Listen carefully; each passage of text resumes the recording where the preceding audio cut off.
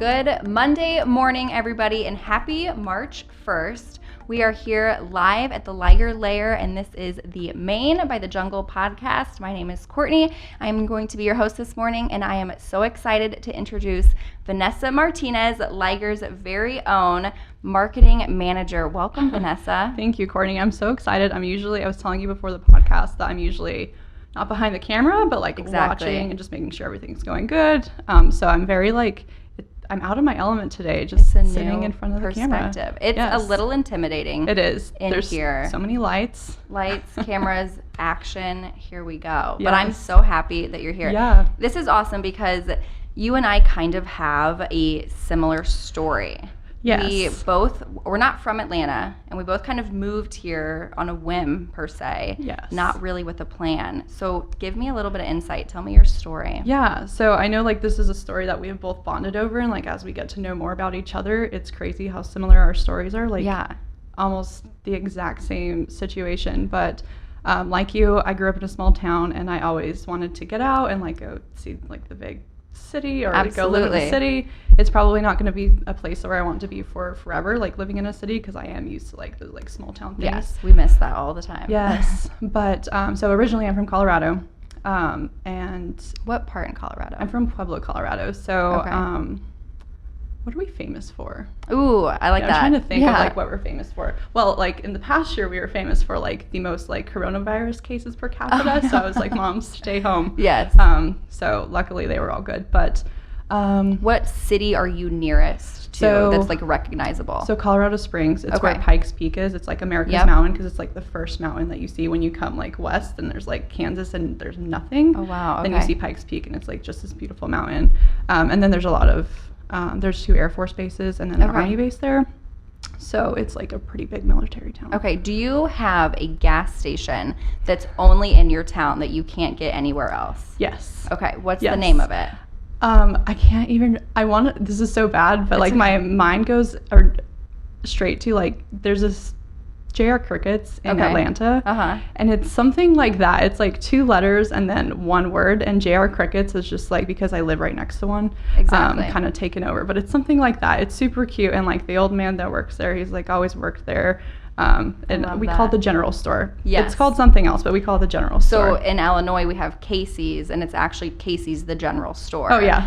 And it's just the general store. And they have, those of you that are tuning in from Illinois, you'll know this. They have, they're famous for their breakfast pizza. And I crave it every morning, and can't find it anywhere even similar. That is one of the hardest parts, I think, about moving from your small town, is you think everybody has this one thing. Why wouldn't they have this one thing? Then you move out and you're wow, I really want Pueblo green chili smothered over a hamburger, over a slopper, or I want the Angelo's pizza or whatever it is. Yeah. But you move out and it's just gone. So you made your way to Atlanta, and what drew you to Atlanta? Was there a reason specifically? So in Colorado, it is so expensive, and I was sick of paying so much for things that I wasn't even sure I wanted to I wasn't even wanted. Yeah. So Atlanta is up and coming. There's a really great tech scene, really great business, it's just flourishing here. And cost of living is much better. I can we're living in the city, and we're paying what we would pay to live in the suburb of Denver. Yeah, and you and I were actually pretty close to each other. Yeah, so we're both I think Ponce would be our middle ground, between us. Yeah. So So did you come to Atlanta with a job lined up, or did you job hunt while you were down here? So I job hunted while I was down here. So I quit my job, and there was this month or 2 buffer where I was still looking for jobs out in Atlanta, but I was still living in Colorado because it was Christmas, and I didn't really want to leave for Christmas because I wouldn't have been able to afford to come back, and I would have just spent Christmas alone.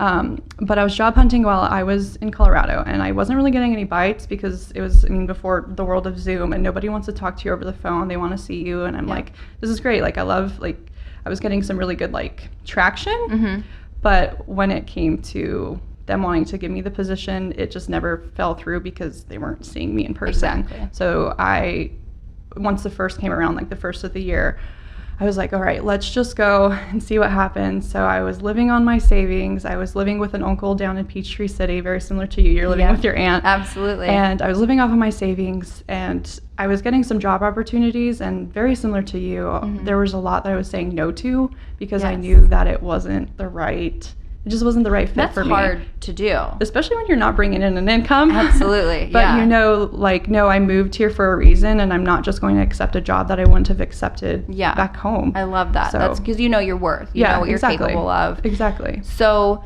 you found Liger. Yes. And tell me, okay, so what did you start doing? What were your duties when you started? And how has your role kind of progressed? Yeah. So you do a lot. I do a lot. I've dubbed myself as the Liger hype queen. Okay. Because it just whatever falls like on my plate, it just falls into that bucket. But originally I started as a content coordinator. So I was doing social media and newsletters for our clients. And basically I was Whitney's right-hand gal. Gotcha. So I was doing that. And then last summer I was promoted to the content coordinator manager. Okay. And I was doing that for about 6 months. And then the first of the year rolled around and I transitioned to full-time marketing for Liger. So awesome. I'd like to say that, like, when people ask me what I do, I market for a marketing company. Yeah. So I love that because when I came in and I started to learn about kind of where when you get a new job, you are trying to figure out, okay, who do I go to for this? Yes. Who do I go to for that? Yeah. I feel like I go to you for everything. Yes. I'm like, who can I ask? I'm like, I ask Vanessa. Like, yes. I need help with this. I need help with this. I go to you. So you have a pretty strong background in marketing. You've been doing it for a while. So I think let's just dive in on what we really want to talk about today, and that's our 5 social media tips. Yes. So let's just kick it. Let's just go with the first one, consistency. So what does it mean to be consistent on social media? Yeah. So tip number 1 is consistency, and it's because, like, if you don't follow any of our tips today, I would say follow this one probably. Absolutely. Because eventually you'll get the hang of it. But consistency is so important, especially how how social media works today. There is an algorithm, and while we like to guess about how it works and we like to assume things about the algorithm, one thing we do know is that posting consistently is a very important part of making sure that you're staying on top of the news feed. Well, and especially when you go to a business's page and they haven't posted, I assume that they're closed. Yes. They're not open because of COVID. Yep. Or they just vanished. They just fell out. Yeah, especially now with COVID, a lot of businesses did close. So if your social media, like if you cut your marketing last year and you stopped posting on social media, but you're still trying to run a business, your customers are looking for you, but they don't think that you're there. Yeah. Social media is our go-to. Whenever somebody, is calling me or is emailing me to sell me something, the first thing I do, because this is the language I speak, is go to their social media. Definitely. Have they been posting? What are they doing? Do you think, is consistency every day? Is consistency every other day? So I think consistency is just something that you choose. Okay. So I would not recommend doing it one time a month. That's definitely not what I'm saying as to, like, if you post one time a month regularly, you'll be fine. That's probably not the best idea. Yeah. But at least maybe 3 times a week. Okay. But if you decide that you're going to do something, stick with it. And that's, in the long run, going to be better for you for so many reasons. You're going to become more disciplined. Your followers are going to get used to you and understand, like, how you speak, So whatever it is, depending on the person, like, for instance, I'm handling some of the Liger social medias. Depending on the person, I'll do once a day. Okay. Sometimes I'll do twice a day, depending on, kind of the have to account. feel out their audience. Yeah, so exactly. almost creating a schedule and just sticking to your schedule. Yeah, and is important. What helps with consistency too is planning ahead. Always do your social media calendar. Yep. The week before. Don't say, like, oh, I'll just post during the day, whatever's going on. Like, you'll forget about it. Yeah. You won't know what to post. And your social media is just going to be disjointed. Okay, perfect. So number 1, consistency. Consistency. Tongue twister. Consistency is key. Yes. Okay, so our second tip is talk about what you know. Yeah. So, okay, dive into that one, because when I think of posting on social media, it's my business. Like, of course I know my business. Like, what else would I talk about? So tell me what you mean by when you say talk about more of what you know. Yeah, so if you log on to LinkedIn right now, you'll see there's just a flood of posts, like just constantly. There's a ton of people saying whatever, right? And in order to stand out, you have to stand out against the noise. So if you're talking about things that you don't know, and I'll get into that in a second, you're just going to become part of the noise. Okay. So in order to talk about what you do know, like really look at what you do know. So a lot of people want to jump on trends, or they want to share what food they're eating, or because they don't know what else to do. And that's how social media was originally used, was to share like what we're doing at the time and to do the trendy things. And while there's nothing necessarily wrong with that, you just want to make sure that you're building a brand. So if, we're a marketing company, if I was posting about, we could post about so much though, so that might not be the best idea. But if we were a marketing company relevant, and we were talking about cooking, we were giving you cooking recipes, or showing like our food that we were eating every single day, that might not be relevant. But if we were teaching you how to make unicorn bait, or if we were posting like a funny, like we love Pedro loves summer like cake, that's relevant to our brand, like that is how we can like tie into those things and talking about what we do know. So that's tip number 2. I love it. So staying relevant, talk about what you know, keep it consistent with your audience. Yes. And you've already set up for like a killer social media. So let's dive into number 3, quality versus quantity. So what does that mean to you, as in a quality post, you want to take time to develop good content strategy versus just posting to post or posting too often? Yeah, so quality versus quantity, this can be this point alone can be a much larger conversation. So I won't get too into it, because we could probably be here for the next 2 hours, I think. So high level, quality versus quantity. One thing that we see when people are ready to be on social media, they don't really know what direction to go, but they think, if I continue to post, I'll start getting more leads, when it really doesn't necessarily work like that if you're just posting to post. So you have to be really careful on what you're posting. One time, I'm not sure if you listen to Gary Vaynerchuk. Yes. One time I saw a post that he said, and somebody asked him, how often should I be posting on social media? And he said 9 times a day, 11 times a day, 21 times a day. I don't care. But my problem with that, which scared me a little bit, because some people are going to hear that. Are we challenging Gary right now? I won't necessarily challenge him. Should we tag him? We can tag Gary. But what I say to that is, you can potentially post 21 times a day. I would recommend, in very few cases should you be doing that, but if done right, it is possible. But I think what Gary failed to say is, like, post 9 times a day if it's relevant to what you're doing. Because Gary posts like 9 times a day. And everything he posts is very relevant to his brand. And he has a very strong brand.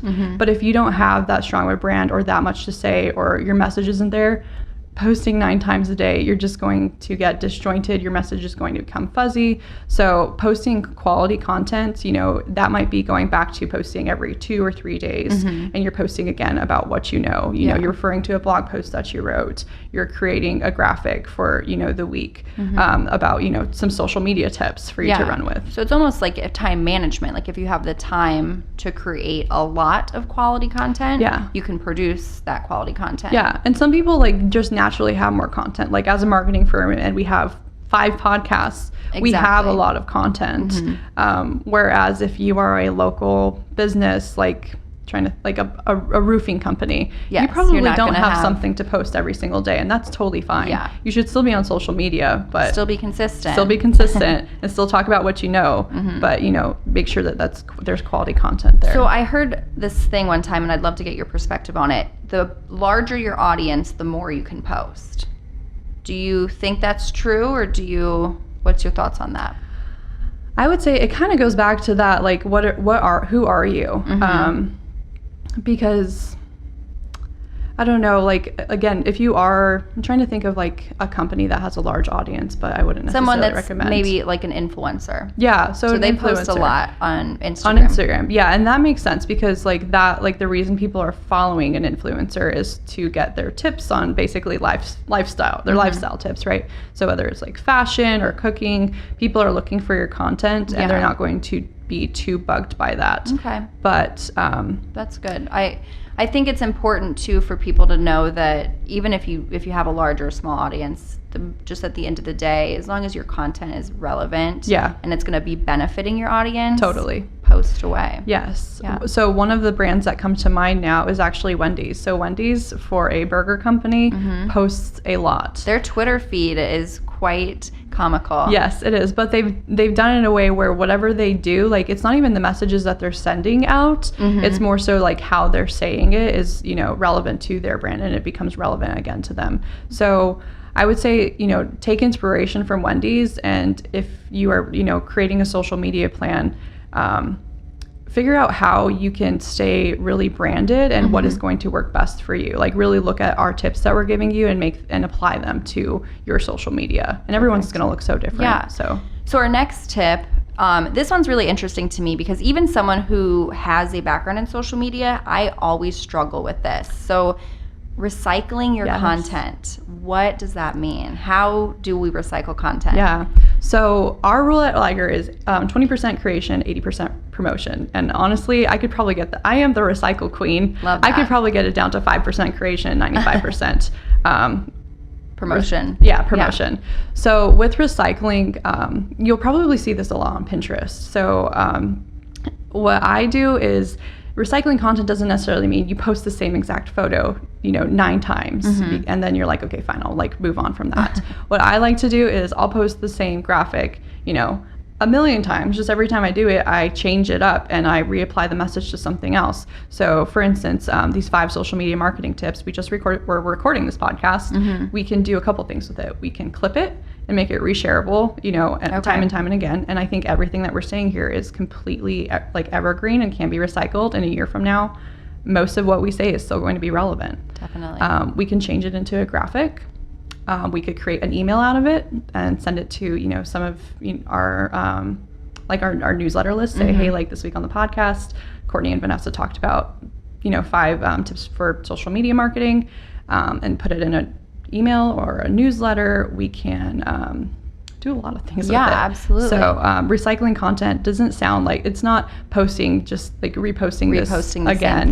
This is like a 30-minute podcast. You wouldn't just repost a 30-minute podcast again and again. Revamping what you've created. Revamping what you created and then make it relevant to the conversation today. Okay, I love that. Okay, so let's talk about number 5, engagement. How important is engaging with your followers and engaging with your audience? So I would say that engagement and posting go hand in hand. So if you're going to post, you need to have engagement. Like there's not really a point to social media if you're not doing both. Engaging. Like, that's the social part of the social media. So you have the media, which is the posting. The social is you engaging. So, but engagement, I think, is the place where we struggle the most because people are busy. So they're just like, okay, I posted, all right, I did my check that off my list, and then they go away. When really you're missing on a lot of opportunity there. And it could even be just 30 minutes a day. So what I recommend is like before you post, this is like a very simple tip. Engagement can be another conversation. Yeah. But before you post, engage for 15 minutes, then post, and then engage for another 15 minutes, just like within your feed. It can be within like your key hashtags. It could be within your followers. Just like be active on social media. So if you've ever noticed like on Instagram, your top accounts that you engage with the most always appear top. Yeah. So like for me, it's always Liger. Yes. Like Liger, whenever Liger posts, like it's always the first thing on my page. So if you want to figure out how, like if you want to use that to your advantage, so like what I do for like Liger's accounts is I'll interact with the accounts that I want to see our posts before I post it. So on Instagram, because I think this is really interesting for people who don't know a lot about social media. When you're talking about stories, like those first few accounts you see, those are who you engage with the most or who engages most with you? Those are who you engage with the most. But the more you engage, super interesting. The more you engage with somebody, the more they're going to engage with you as well. That's really good. That's like a one-liner. We need to like write that down. So if you look at the stories, like a great way to tell who you like engage with the most, who you might be on top of their newsfeed, is go to those stories. You'll see the top and you'll see like the first ones. Mine are always like, like I said, Liger or like my family members or my best friend. And then scroll to the end. And I'm always like, these are the accounts that I forgot that I followed. Yeah. And sometimes I'll unfollow people like that because I'm like, I'm not even paying attention to your content. It doesn't even come across my feed. So exactly. Like, I'm just going to unfollow. And that's where that algorithm comes into play. Exactly. So we have a couple of comments on Facebook. April says, recycling content, this is a great tip, and engagement is another key aspect of successful marketing campaign. Comments here on Facebook coming up. It is. Yeah. Thank you, April. Yeah. Engagement is key to keeping your audience up and running and paying attention to you, really. Yes, and that is a great point made by one of the engagement queens. So April is one of like Liger's top fans. She definitely is. She is another Liger hype queen, so shout out to April. But she is key in making sure our content is being top of the news feed for everybody as well. Do you think it's important to engage as your business with other businesses? So not only the people that are commenting on your posts, but let's say I'm a restaurant locally. Yeah. Should I be like looking at other restaurants and like liking their content and commenting on their photos and kind of networking? Is that? Yeah. So I would recommend that a lot of that happens probably like 80% offline and then 20% online. Okay. Another 80-20 rule for you. Make it really simple.